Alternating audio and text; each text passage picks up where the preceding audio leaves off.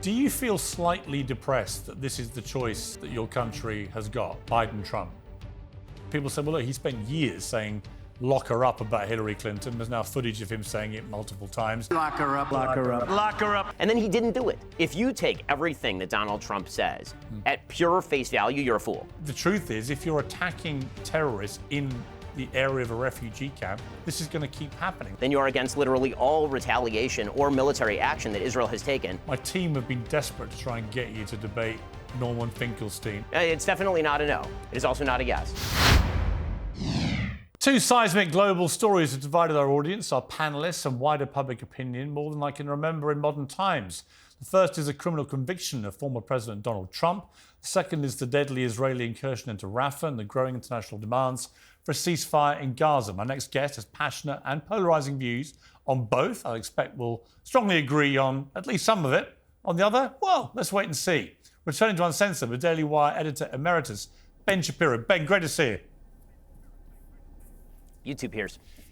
I feel like a bit like when Elvis died. I'll always remember where I was when Trump got convicted. The fact that an American president, one of the only 46 people to hold that office, actually turned into a criminal felon before our eyes. When you actually heard the verdict, what was your immediate gut reaction? I think everybody's stomach sank who actually takes the justice system seriously. The entire case was obviously a put-up job. The coordination between the prosecution and the judge in this particular case in order to craft a set of charges that are pretty much the turducken of criminal charges. It was a misdemeanor wrapped around what may have been a federal felony, but wrapped around another New York state felony. And none of it made any sense. But the bottom line here was, so long as they could somehow bootstrap some sort of criminal case into a Manhattan jury, Donald Trump was going to get convicted. Now, the only question, of course, is whether he's going to go to jail or be put under house arrest. But the bottom line here is that going to impact the presidential race in any serious way? Not particularly. The only thing it might do, actually, is have a rally around the flag effect for Donald Trump on the right side of the aisle. And it might actually impact independents such that they look at what happened here and they say to themselves, you know, the guy who keeps preaching about democracy being under threat from Donald Trump, that guy's party seems very focused on putting his chief political opponent, who right now is winning the swing states, in jail. Right. I mean, it stinks of being a banana republic. It's the kind of thing you would expect Americans to look at from afar and mock this kind of political abuse, really, of the judicial system. I don't care what side people are on. This seems to me like an absolute clear case of an overreach purely for political purposes. And at that point, America becomes a very different country. For sure. I mean, the problem that you see in all of these situations is that as soon as the break glass in case of emergency glass is broken, well, now the glass has been broken. It doesn't get unbroken. And in American politics, once you have a political opponent being prosecuted along specious lines for something that really happened many, many years ago and wasn't a crime at the time, do you believe that there will be any presidential candidate in the future from either party who is going to escape the threat of criminal inquisition from a political party in another state? I mean, this, again, is a state-level crime, and it was brought in Manhattan. Meanwhile, you have the president's son who's being brought up on federal charges. That's happening in Wilmington. So Wilmington, Delaware, you would assume that's going to be a pretty friendly place for Hunter Biden to be brought up on charges. You know, all of this starts to call into question the justice system. Obviously, listen, we all have critiques of the criminal justice system here in the United States. We disagreed with particular verdicts. But on this one, it is so eminently clear that there is no charge that should have been leveled here against Donald Trump that it's hard for me to see how people in the middle of the spectrum look at this and take it seriously. Yeah, I mean, it seems so pathetically trivial that really at the centre of this is an alleged one-night stand between a billionaire real estate magnate stroke TV star and a porn star 20 years ago, and he's then shuffled some paperwork, and then in the run-up to an election, he's wanted it to stay quiet. I mean, it just seems so trivial to me. And yet now it's led to an American president becoming a convicted felon, which, like you say, it sets such a precedent now going forward. Every party going forward will now try and do this to the leader of the other party because the precedent is now set. there have been so many of these cases where Donald Trump has been targeted in unique ways, and it's actually not done any serious damage to Trump per se. It's really done damage to the institution trying to target him. So they impeached Donald Trump not once, but twice. And now, of course, Republicans have thought about impeaching Joe Biden. That's just going to be a tool that's on the table all the time, right, which doesn't mean that's an important tool anymore. It actually makes the tool less important. You're going to see the same thing happen with criminal prosecutions of political opponents across the political spectrum. There have already been calls inside the Republican Party for local DAs in jurisdictions in red states to go after Democratic officials. Now, I don't think this is a good precedent for anybody, but this is something that has been done by Democrats, and then you see turnabout as fair play. You remember that Harry Reid nuked the filibuster with regard to judicial nominees, and at the time, the Senate Minority Leader, Mitch McConnell, said, if you do this, this is going to come back to bite you. And of course, it did. The bottom line is that in politics, every sword has two edges. And so if you're going to go after Donald Trump with the one edge, you better be prepared for the other edge to come back at you in pretty short order. I mean, Trump, the other side looking at it, people say, well, look, he spent years saying, lock her up about Hillary Clinton. There's now footage of him saying it multiple times. The crowd baying for blood, lock her up, lock her up. Has he brought that on himself? Well, I mean, again, I think that when Donald Trump's epitaph is written, it's going to say Donald Trump 45th and maybe 47th president of the United States. He said a lot of bleep. And I think that the difference between Donald Trump saying things like lock her up and Joe Biden's DOJ and his various allies in the states actually attempting to lock up his political opposition, there's a wide difference right there. This has always been one of the bizarre things about how people pretend to interpret Trump. I mean, Piers, Donald Trump. I've met Donald Trump and covered him for years, obviously. If you take everything that Donald Trump says at pure face value, you're a fool. Yeah, I mean, you're really a fool. And I think agree. everybody knows that, including the voting public. And so when he goes out there and he says colorful things like lock her up, does anyone? And then he didn't do it. He didn't do it. He was president of the United States. His DOJ was in charge, and he didn't do it. And Joe Biden's been in charge for 3 years. And guess what? His DOJ is coming after Donald Trump in two separate jurisdictions, in Florida and in D.C. You got local DAs in Atlanta and New York going after Donald Trump. Kind of weird how it happens whenever it's the Democrats, but when Republicans talk about it, somehow that's equivalent. I don't buy it. Well, I keep asking Democrats about this since his verdict came in. Explain to me why what Bill Clinton did with Monica Lewinsky and Paula Jones and the paying off of a sexual harassment case and everything else and lying to the American people, why is that deemed to be not as bad as what Trump did consensually with Stormy Daniels? I don't get it. Right. Now, there is no sense to it, beyond which, obviously, this is such a stretch of criminal law. I mean, even people who are honest on the left will acknowledge this is the first time these statutes have ever been used in this way. Yeah. Well, if you're going after a former president of the United States who happens to be leading in the polls against the current president of the United States, you better do better than this is a unique interpretation of law that's being brought for the very first time. That's totally insane. It better be a well-established corpus of law that has been clearly violated in a unique way, and that is not what happened here. Do you think Trump will win in November?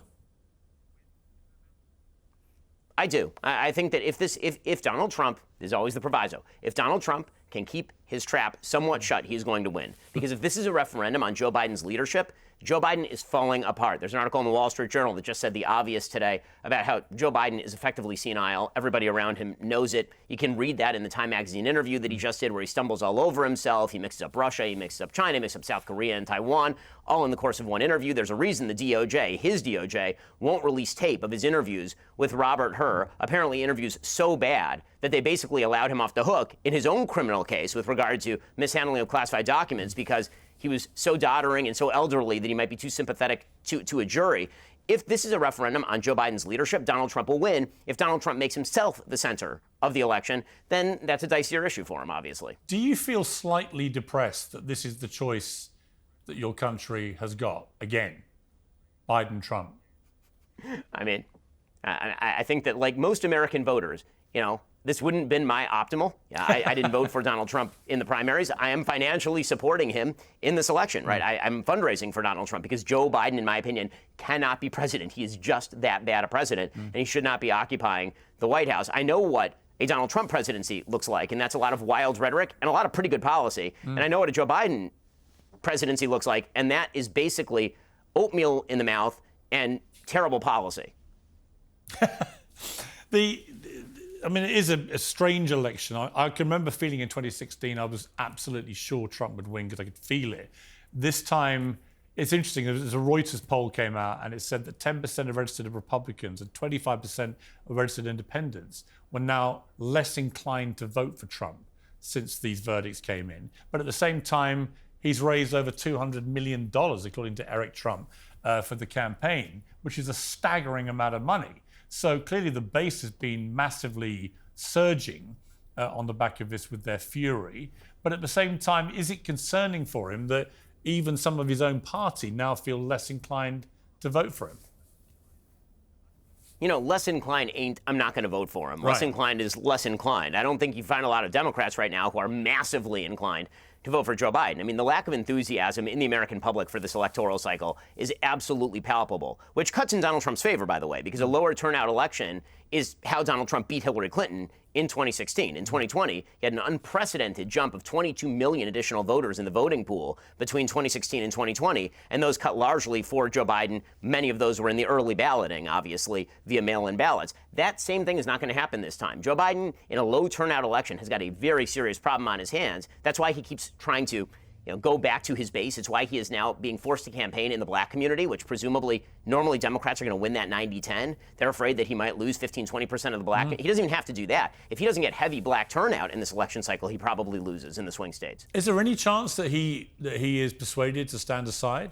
And if he does, is there any Democrat out there that you would fear? Very unlikely he would stand aside. He's made very clear. I mean, he literally threatened to fight a Time magazine reporter 2 days ago who asked him about that, to which I say, I'll watch that televised. Like 10 out of 10 would watch that fight. But he's not going to stand. If he were to stand aside, Kamala Harris is a much worse option for the Democrats than even Joe Biden is. The only person who I fear is a Republican coming in from the wings, and I think everybody knows this, is Michelle Obama. And Michelle Obama does have a very high level of popularity in the United States. She's widely seen as sort of an Oprah-like figure, despite the fact that she is fairly radical politically. So that'd be the one I'd fear, but she seems to have no inclination to want to do that. Plus, Joe Biden is not going to step aside. Now, again, I think the possibility of a serious health event between now and November is really high because I subscribe to a political philosophy that says that the rule about Chekhov's gun, that if it's over the mantle in Act 1, it will be used by Act 2, I think that that's descriptive, not normative. So I think there's a really good shot that the thing we've all been waiting for, which is some sort of serious health event to happen to Joe Biden, unfortunately, I have a feeling that's going to happen before November. I've got a bad feeling. He just doesn't look at all well to me, or functioning properly as a human being. And on that level, it's just sad to watch. Who's the smart play for Trump as his running mate? I think anybody who gives a feeling of solidity for Trump.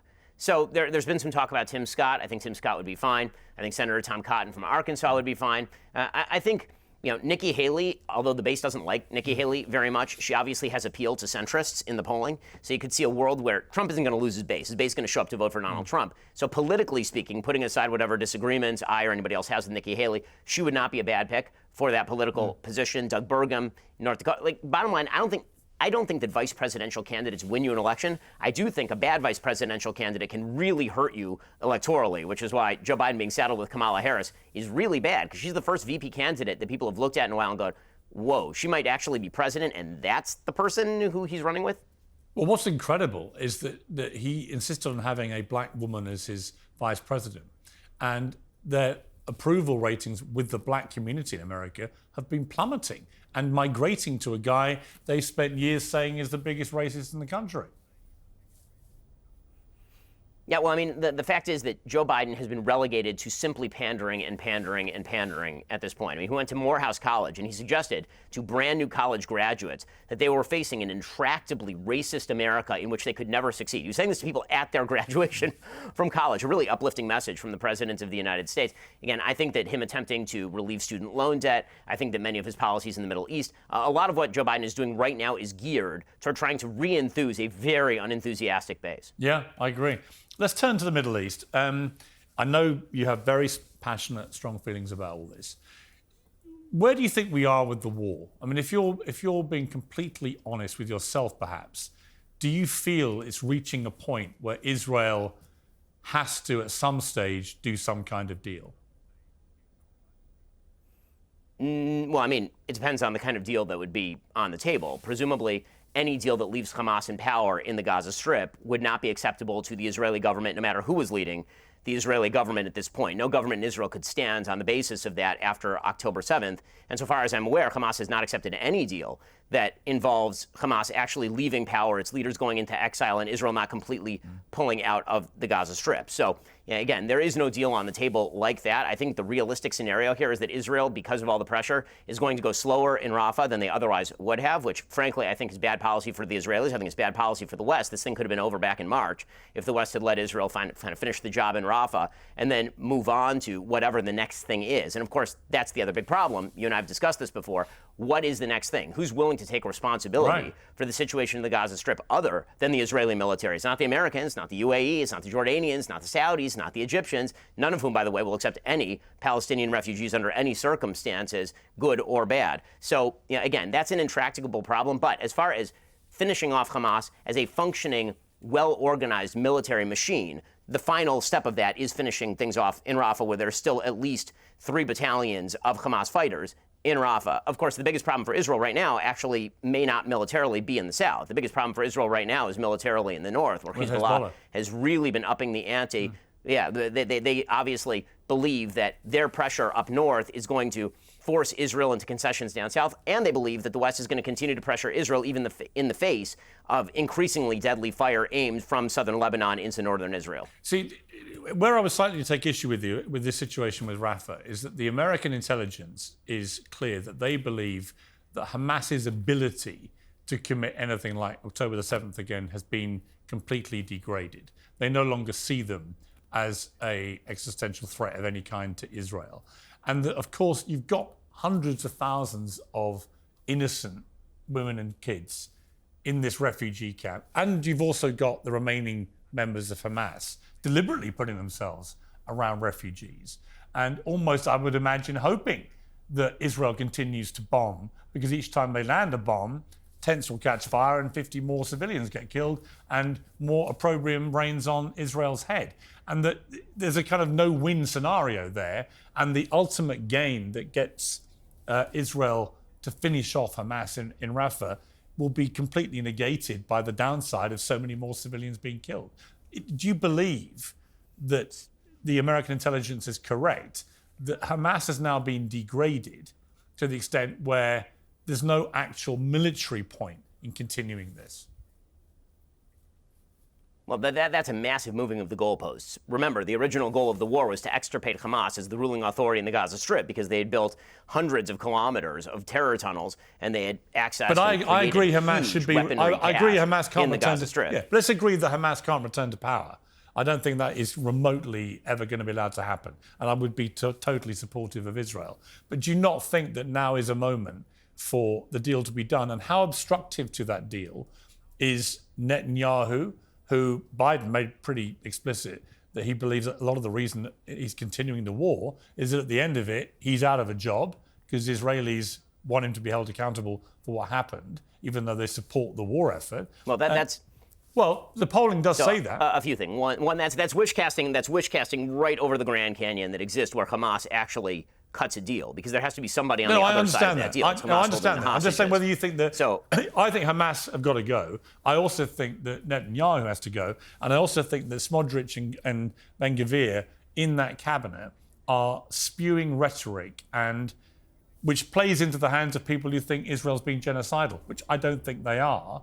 And I think it's a ridiculous label to put aside them. But when you hear those guys talk, look, I'm not Jewish, I'm not an Israeli, but I would be uncomfortable that they have another agenda going on here, and that this doesn't reflect what most Israelis want. Well, they're not part of the war cabinet. I mean, the immediate war cabinet right now, I mean, just to get technical, the immediate war cabinet in Israel is Netanyahu, his defense minister Yoav Gallant, who's a member of Likud, and Benny Gantz, who's a member of his own party and the chief rival to Netanyahu for the prime ministership. So that government still exists. That may collapse in terms of the war cabinet. The actual sitting government of the state of Israel is, of course, a coalition government that does include right-wing parties who are calling on Netanyahu to finish the job. But again, if there were an optimal situation where Hamas leaves, where the leadership of Hamas goes into exile, and where some form of Gazan native leadership is brought up to bear, Israel, I think, pretty much along all lines, with maybe the exception of Smotrich and Ben-Gvir, would be totally willing to do that. That deal is not on the table. I can't say this enough. What Joe Biden has been doing right now is actually an incredibly, incredibly dishonest tactic. He essentially walked out a deal that was vague on the central point of the negotiation, which is whether Hamas would go and how.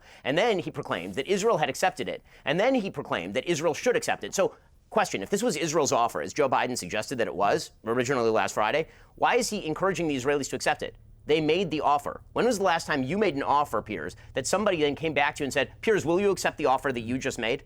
If you make an offer, typically you're the one who made the offer, and yet all the pressure right now seems to be brought to bear on the Israeli government in the hope that presumably will break the internal coalition in Israeli politics. The truth is that right now, the Biden administration is putting an extraordinary focus on getting rid of Netanyahu, significantly more focused than they are on getting rid of Hamas, unfortunately, because the reality is Hamas is not going to surrender. Hamas is not going to give up the hostages so long as the hostages are the thing protecting them, they think, from being ousted in the Gaza Strip. The minute they give up the hostages, the reason they haven't gone through this multi-stage deal is because the minute they give up the remaining hostages, there is no reason for Israel not to extirpate them and finish them off.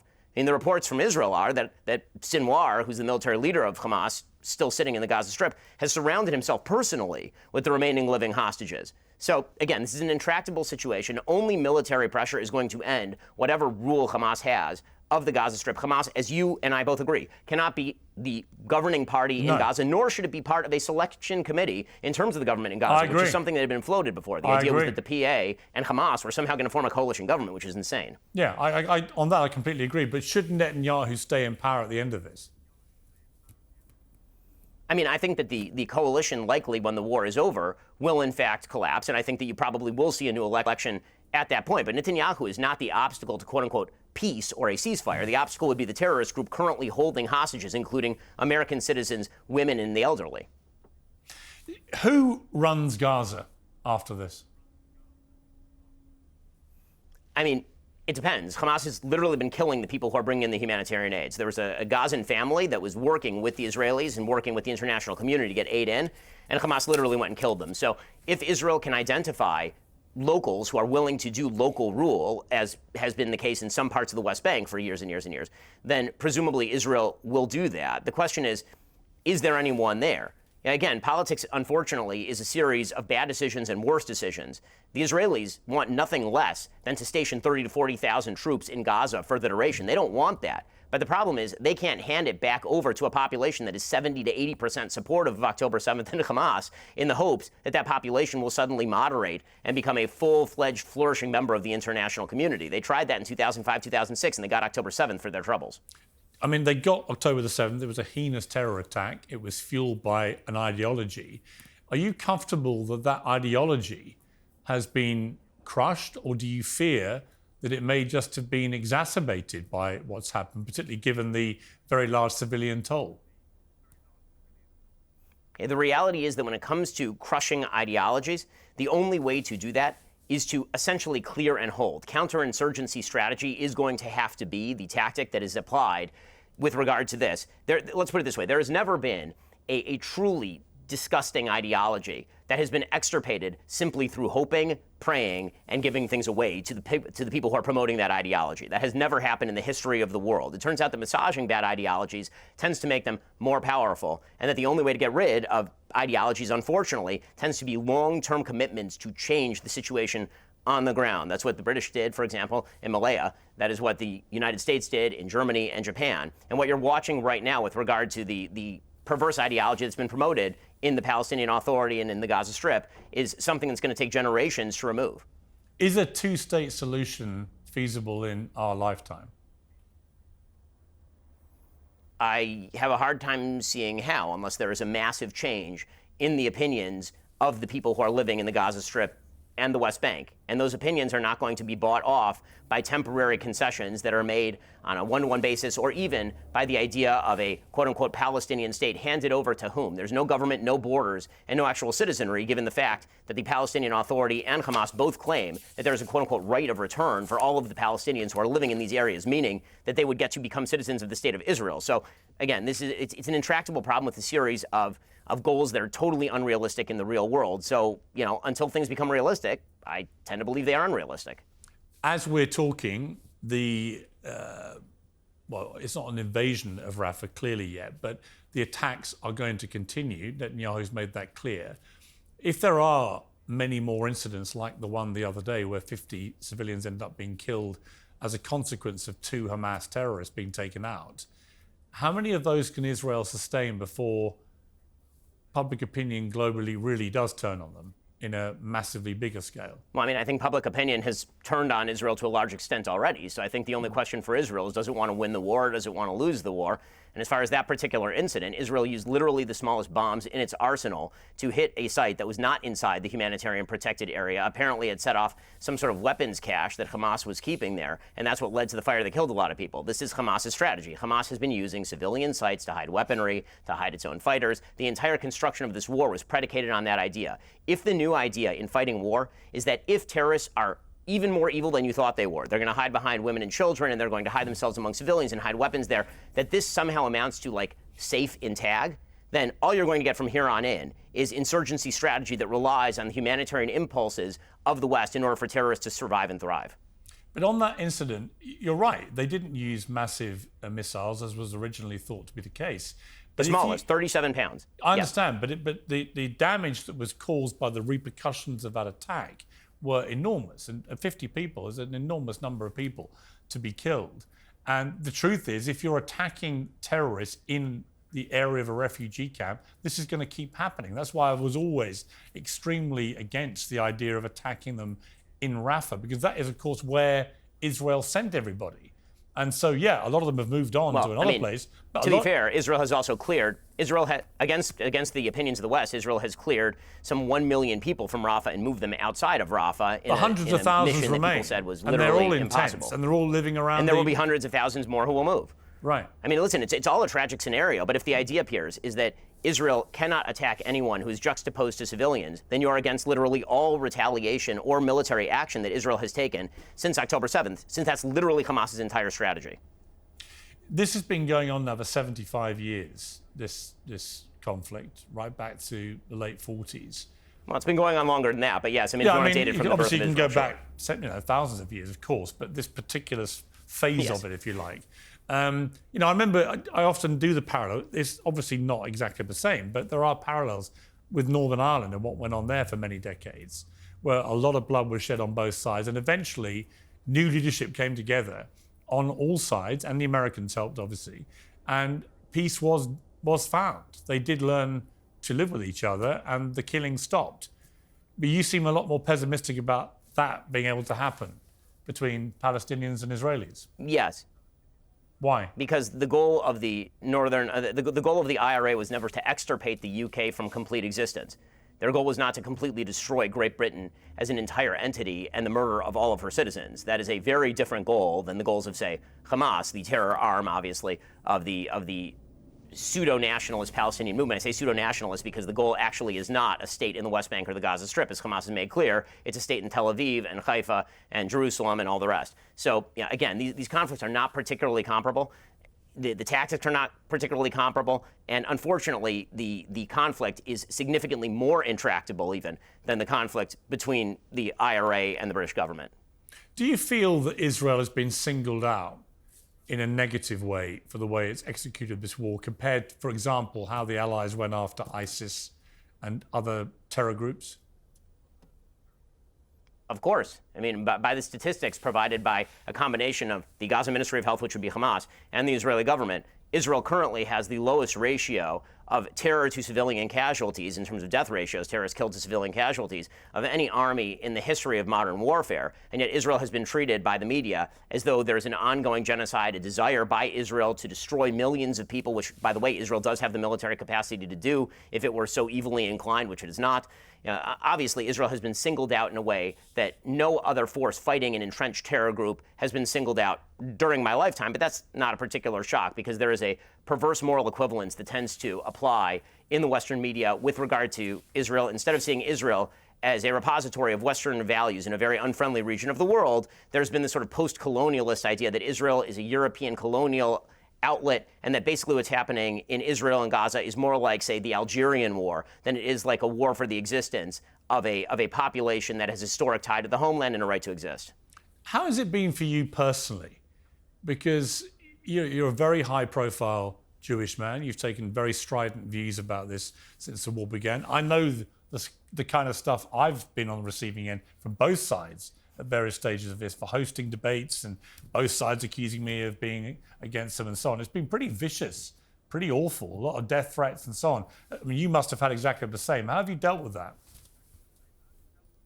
24/7 security helps. But, the reality is that social media is mind poison to a certain extent, and I try to use it as an outlet for pushing views that I think are worthwhile, and then log off.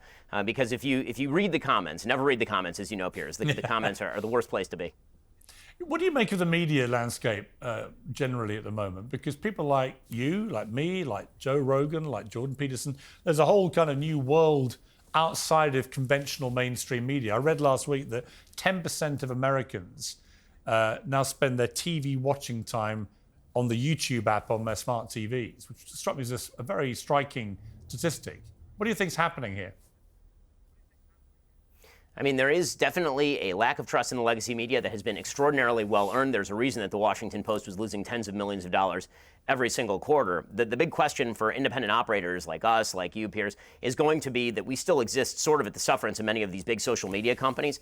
How long will the social media companies actually allow the distribution of speech that they don't particularly like? How wide are they going to allow their Overton window to be? That is a constant, ongoing concern, I know, for our company, I'm sure for you as well, because there's going to be a temptation by a lot of these social media companies under political pressure to simply dispense with news and political commentary altogether, or to shut it off in order to avoid the controversy. Yeah, I mean, and the one who's sort of fighting against that is Elon Musk. What do you make of his tenure at X so far? I mean, listen, I think that Elon buying Twitter was a signal act in favor of the public good. And I can have quibbles about the way that Twitter is run, about the comment section, about safety in terms of stuff that pornography in the comments and all that sort of thing. But the general overarching free speech concerns that Musk seems to take incredibly seriously, to the point of even letting people I think are despicable back on the platform in the name of free speech, I think that is an overwhelming good. I mean, I had a bit of a falling out with him over Alex Jones. He cancelled an interview that we had planned because he didn't like me criticising him for letting Alex Jones back on. But I pointed out he had initially said he wasn't going to let him back on and then did. Do you have a line? If you were running X, do you have a line of people that you wouldn't let on? Would it include Alex Jones? I mean, so the truth is that if I were running X in the way that Elon says he wants to, public square, it depends on your concept of what you think this company is. If it's public square, Alex Jones should be on it. And so should the Ayatollah Khamenei, and so should people who I think are truly evil out there. I think that a public square is a public square, and you can't discriminate based on viewpoint, generally speaking, unless you break the law, which is the stance that Elon, I think, is trying to take. If it were up to me, I'd, run it like my company, which means that there's an Overton window, and inside that Overton window are a series of views, many of which I disagree with, but I think contribute to the public discourse, and then there are views that I don't. And I don't think that there's like an amazing hard and fast line there. I think Elon is doing an admirable job of trying to find a clear, bright line for what's allowed and what's not allowed. But as we've seen with all of these social media platforms, it's very difficult to define that in any serious and clear way. And so to a certain extent, you always end up with a bit of a coddy under a palm tree, sort of discerning what you like and what you don't. You pretty much, I think, could hold your own in a debate with anyone. My team have been desperate to try and get you to debate Norman Finkelstein. Is there a particular reason you're resisting our advances? I'm not sure that we've particularly resisted your advances, Piers, but I'm happy to take a look at the schedule. Would you have any principle? Would you object to debating with him? I mean, I generally object to debating with people who say that October 7th warmed every fiber of their being. I don't think that Norman Finkelstein is a particularly honest interlocutor, so I do have objections along those lines. I think I have moral objections to that. I don't think that every debate is particularly worthwhile. I don't find Norman Finkelstein to particularly be a valuable source of information. That's not a no, though. It's definitely not a no. It is also not a yes. So I'll have to consider that one. What is your next move, Ben? Because I've been watching you for the last few years with great interest. A big admirer of what you've done. You've built a very successful media empire with all sorts of different strands. Do you have a big grand plan?